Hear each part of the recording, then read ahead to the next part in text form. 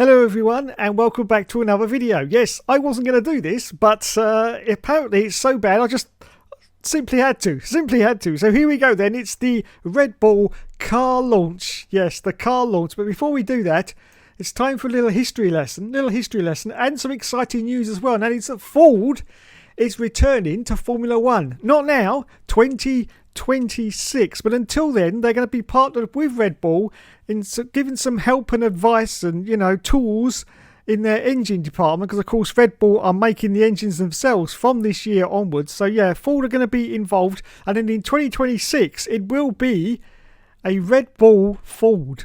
Yes, a Red Bull Ford. Now the last time Ford were in Formula One was 2013. Now it gets a little bit complicated, but bear with me. It was of course Cosworth, but Ford owned Cosworth, so it's the same sort of thing really. But yes, and that was with the Marussia team in 2013. That was the last time that there was any involvement at all between the Ford Motor Company and Formula One. Yes, so they actually produced the engines for the 2013 season at Marussia.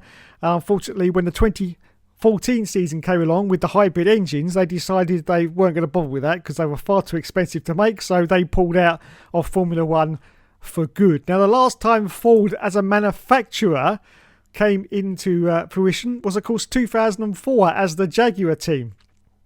And then, of course, they pulled out and then went and did Formula E as well. So there's a little history there of Ford. Of course, if you go back to the 60s and 70s and the 80s, vast history of Ford motor racing, vast history. Just, go back through Google and have a look at it for yourself. But yes, a vast history. But as a works team, Ford, it was the last time was 2004. So let's get to this Red Bull car launch then. It's absolutely brilliant. I just can't wait. So this is the Red Bull car from 2023. There it is. Yeah. There it is. Let's have a look at the Red Bull from 2022. There it is. 2021? Up. Yep. There it is. What about 2020? There you go. Now, I would go back further than 2020, but I don't want Hannah from WTF1 to get confused. Oh, you knew I was going to go there, didn't you? You knew I was Anyway, on to something else now. What have we got? Oh, yes, this is the actual video. And apparently we've got an American on here talking very American. So I've got to do this. Let's turn up the volume here. I've got to do this. Here we go. This is exciting. Listen to this. Quite like Oracle Red Bull. What a tremendous year once again in 2022. Not only... Yeehaw! Yeehaw! 10-4, good buddy. This is the Lubber Ducky. And we got ourselves a convoy. Oh dear. I think I've just upset all the Americans now, but yes. Oh my God. Please, why did they launch this car in New York? Well, clearly the cost cap doesn't apply to car launches. No, because Red Bull just threw money at this, left, right and centre. But there's one important thing they forgot, and that was to launch the bloody car. This is the problem with F1 now. It's a real problem. They're just completely tied up in so much PR bullshit, they completely forget what it is they're supposed to be doing. It's the same as the racing now. The racing, it's like being pushed to the side now. It's like saying that it's like, oh, well, I suppose we better get on with the race then.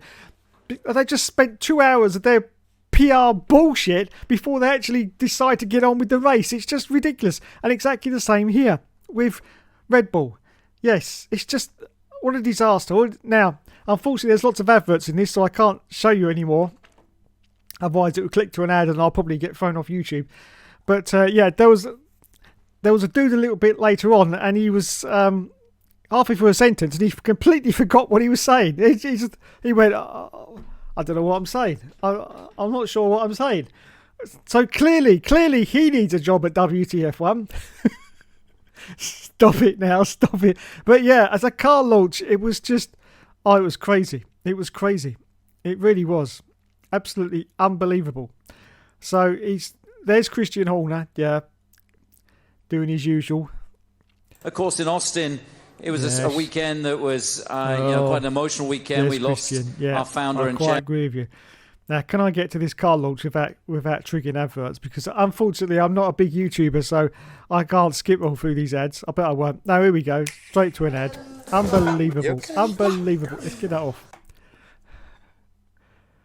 See if we can come back to that in a minute. No, because it's paused. So there you go. Anyway, as I say, I can't go any further because of the ad breaks, which I can't show you the ad breaks. Otherwise, I shall get hung, drawn and quartered. But yeah, this dude forgot what he was saying. We had skateboarders. I don't know what the fuck that was all about. I've no idea. Snowboarding, anything not to do with Formula One was at the start of this stream. I realise a lot of people said, well, yeah, if they'd launched the car right at the start, everyone would have clicked off. But hey ho, isn't that what it's supposed to be about? Yeah, you know, it's a car launch. Yes, launch the fucking car. That's what you need to do. So yeah, anyway, the Red Bull car launch, it was an absolute pigging disaster. It really was. And here is the 2023 car, which looks exactly the same as the last one. And we've still got a Honda badge on the side, which is confusing the hell out of me, because they've just got that deal with Ford. What is even going on? Is it now a Honda Ford? No idea. No idea at all. But there it is, everyone. Yes, you can see that they've really pulled the boat out on the livery this year. They've completely redesigned it from scratch. No, not really. It looks exactly the same as last year's. Yes. Well, it's not going to look any different, is it? It's a Red Bull. For fuck's sake. You know, it's a red... Yeah.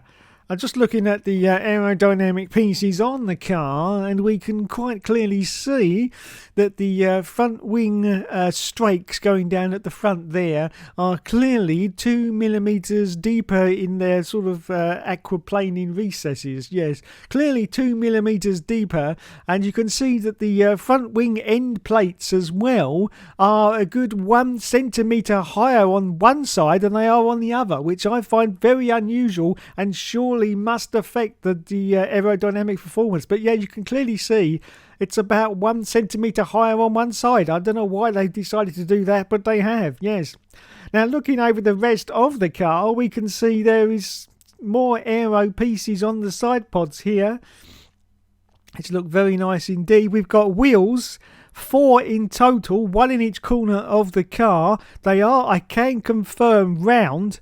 Yes, they are definitely round, and they look very impressive. We've got a rear wing as well, which looks like a rear wing. Yes, very impressive indeed.